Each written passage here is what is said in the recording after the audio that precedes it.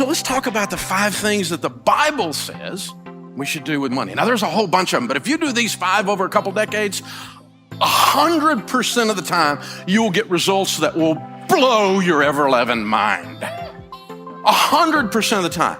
Because let me just tell you, if you plant corn, don't be shocked if corn grows. As ye sow, so shall you reap. If you plant nothing and wait on the government, don't be surprised if you have mud. This is how it works. You are in charge of planting, and this is how we do it. The first thing is you get on a written plan. We call it a budget in the financial world. Don't build a tower without first counting the cost, lest you get halfway up and you're unable to finish, and all who see you begin to mock you and say, this man began to build and was unable to finish. Don't build a tower without first counting the cost. My friend Zig Ziglar used to say, if you aim at nothing, you will hit it every time. My friend John Maxwell says, a budget is people telling their money what to do instead of wondering where it went. Winning is an intentional act. When the Super Bowl is over and the little reporter runs over and says, how did you win? The guy never goes, I don't know. I just got off the bus and this thing happened. Getting to the Super Bowl is an intentional act over decades of developing your skill. No one accidentally grows a bumper crop unless it's weeds. No one. So plant something, control the process, control the controllables, write it down. This is my plan. I'm gonna take care of my own household first, and we're gonna live this plan out, and we're gonna do this thing. It changes everything. The second thing is you need to get out of debt. Now, we knew Dave Ramsey was gonna say this. That's a fairly predictable thing coming out of my mouth. But here's the deal. The borrower really is slave to the lender. The rich rules over the poor, and the borrower is slave to the lender. I've experienced that. I lost everything because I let other people have control over my life. You know what that's called? A master. Well, Dave, I don't know if I agree with all your theories about debt. It's America. You have the right to be wrong. My old pastor used to say, a man with an experience is not at the mercy of a man with an opinion.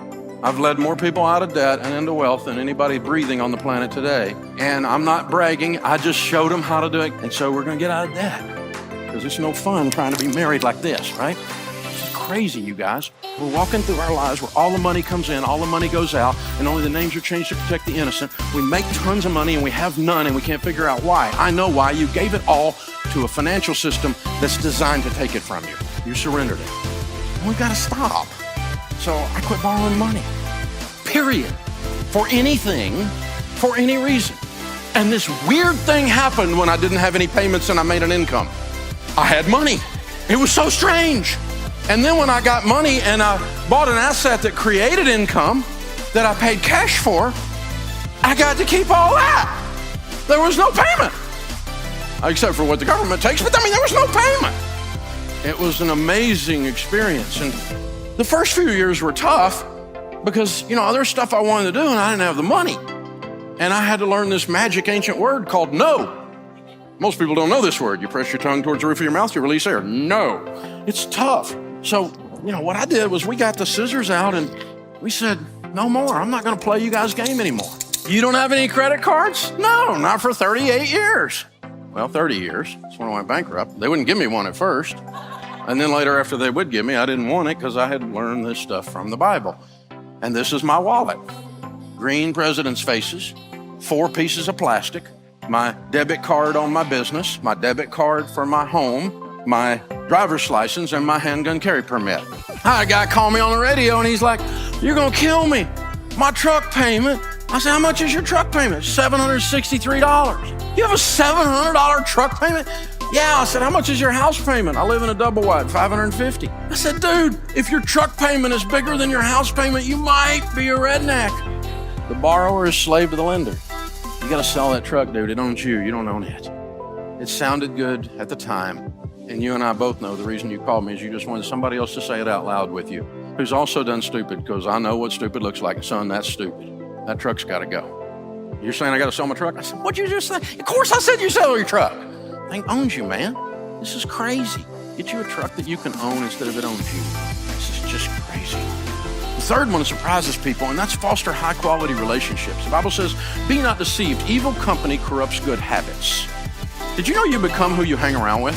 Studies say that your 10 closest friends over the next decade, your income will be within 10 to 15% of the average of your 10 closest friends. And some of you are going, I need some new friends. Well, maybe. I mean, you don't let your little son, your little Johnny, run around with a weed head down the street, because you know if you do, he's going to turn into a weed head, right? He comes home talking language we don't talk in our house. You go, where'd you pick that up? Because you didn't pick it up in here. You become who you hang around with. Be not deceived. Evil company corrupts good habits. So hang out with generous people and you will be generous people. Hang out with people who treat their wives with respect, men, and you will find men who treat their wives with respect, and you'll start treating yours that way. It's an amazing thing that happens. It's a weird thing that happens. So choose carefully. Now, I'm not talking about being nice to someone or snubbing other people. I'm nice to anybody. I love people. I love people that are wrong even. I love people, okay? But I'm talking about my crew, the men in my life that shape my language, the men in my life that impact my spiritual walk, my generosity, my thinking in business, and my acumen. Who are the men in my life that are doing that? Ladies, the same thing for you. You're going to become who you hang around with. The next one is save and invest. See, if you don't have any payments and you got a plan, the first thing you're going to want to do is save and invest, because in the house of the wise are stores of choice food and oil. And the rest of that proverb says, and a foolish man devours all he has. If you spend everything you make, biblically speaking, you're a fool.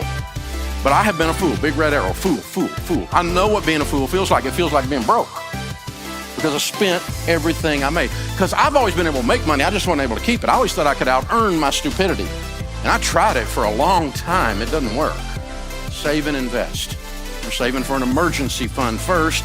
Save 3 to 6 months to get ready for maybe something like a rainy day. Right? Man. I mean, what if you had no payments and a big $20,000 emergency fund in 2020 happened? Or what if you had $20,000 in payments and no money for emergencies in 2020 happened? Do you have two different results? The answer is yes. In the house of the wise are stores of choice food and oil. And then that leads you to the position to be incredibly, outrageously generous. It's hard to be generous when you're broke. You can be generous and smile and open the door for somebody. But I'm talking about writing a check to feed hungry babies. I'm talking about buying a single mom a car. I'm talking about you can reach over and pay somebody who's struggling's light bill through the end of the year. I'm talking about outrageous, even sometimes spontaneous generosity. And you can do that if you're not broke. And if you got your stuff taken care of at home. If my light bill is paid, I can help somebody. If I'm still fretting over here, I don't even see them. So I want you to try this next time there's a holiday, maybe Easter or Thanksgiving or something like that, and you're driving to grandma's house with the kids. Now you're gonna go have a big feast that day, but on the way, I want you to do something crazy. I want you to stop at the Waffle House. Leave the kids in the car, the motor running, pull up in front of the window so you can see inside and the people in your car can see inside. I want you to go inside by yourself, leave them out there, they'll be running their mouth anyway. Kids, put the screens down, watch this. Go in there, have a cup of coffee at the counter. She'll come to the counter, she'll pour your coffee. This is Thanksgiving morning. You know who's working on Thanksgiving morning? At Waffle House. Pay for your coffee, and I want you to take 3 or 4 of these Uncle Benjamin Franklin pictures, $100 bills, and I want you to slide them on the cup and slip out. Go out in the car and tell the kids, hey, watch God work. Watch what God does when he shows off. She'll come over, she'll pick that stuff up, and she'll look at it. She wonders if it's a trick, because in her life, it's been so long since anything good has happened to her. And then when she realizes it's real, and 100% of the time after she does this, she'll go, thank you. And then she looks one more time, and she realizes no one's looking, and she has no idea there's a family with a 6-year-old sitting in a van watching her inside, whose dad or mom just pulled this idea off. And the 6-year-old's life is being permanently changed while he watches this. Then she goes into and does a Snoopy dance, because that's the whole difference in her month. Now, I want you to go spend $300 with your spouse on a really nice night out and enjoy yourself. I want you to learn to enjoy money, but I dare you to have more fun with $300 than that. So to the extent you're not outrageously generous because you're in debt and haven't saved money, and you're not on a plan, and you hang out with selfish people who are worried about their Instagram photo, any one of those 5 things that's not there, or any 5 of those 5 things that's not there, it's time for all of us to get a little better and change.